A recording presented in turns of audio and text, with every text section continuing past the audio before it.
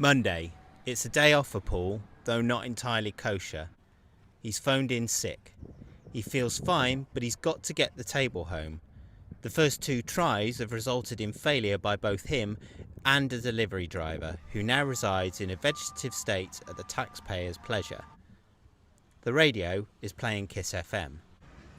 Paul hasn't phoned in sick since he was 16. Paul, through the pressure of bills, children and advertising, has developed into a law-abiding citizen with a taste for finger-pointing politics.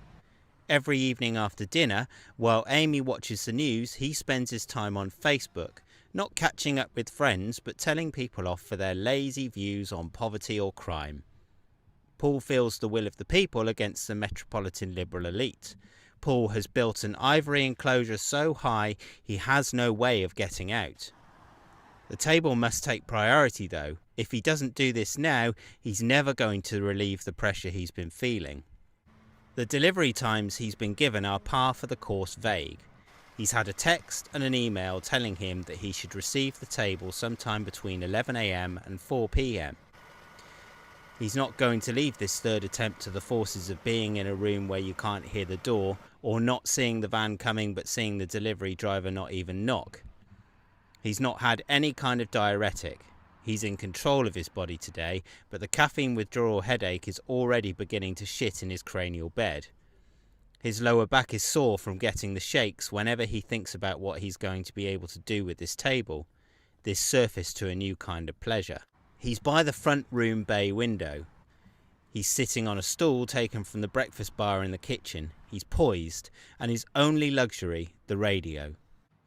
In common with most residential roads in this part of the world, both sides of the street are lined with some carefully and some not so carefully parked cars. Viewing this space during the day has been a pleasure. He can see that this used to be a road for driving on. At some point in the past, cars would have passed each other, not slowing down or pulling into a gap. This would have been a medium of progress, a seamless carriageway. Paul, like his 15-year-old version of himself bunking off school, is looking out for the vehicles his colleagues drive.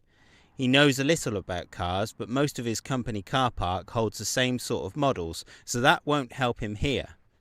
Paul does, however, have a head for numbers. Unknown to him, he has a memory for figures and sequences that will put him in the upper 0.00005% of the UK population. With no conscious effort, Paul has memorised all of the number plates in the company car park. He also knows which cars are assigned to which employees, and he has drawn up a mental threat list with 14 number plates to look out for. If he sees any one of them come into view from either end of the street, he'll be best moving away from the window. The absolute worst thing that could happen would be for one of those plates to make an appearance while he was receiving the delivery. Paul does not have a contingency for this. The major danger zone for this possible event would be between 1 and 2 PM.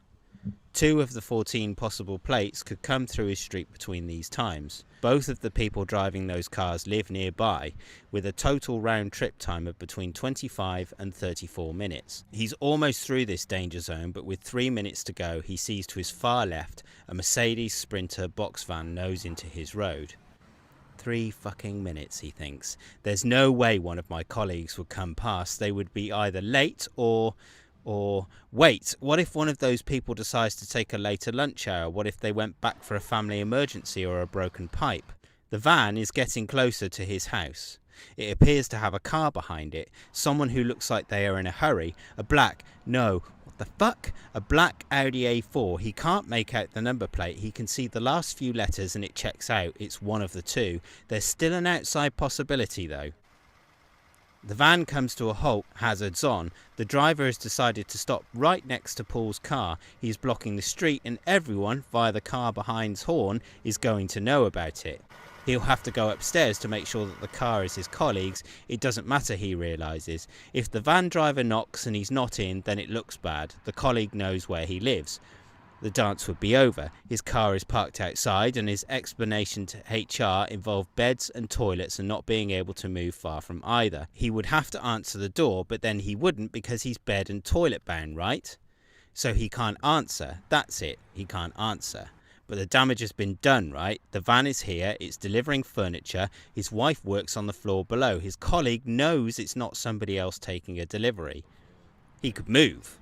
He could take the delivery, deny it ever happened, get inside the computer system, delete the record of my address, move quickly, get it done in a day or two, just rush by one of those new build houses up near the M5, cheap but spacious. He could quit his job. He hates the coffee machine at work anyway. He'd go somewhere where the coffee is better. He could do sales for a car company, have a pretty receptionist bring him good coffee, have a flash company car, get the best models as demonstrators. Bit of a pay cut, but he'd work his way up, get to know how things work, maybe even move into the management structure.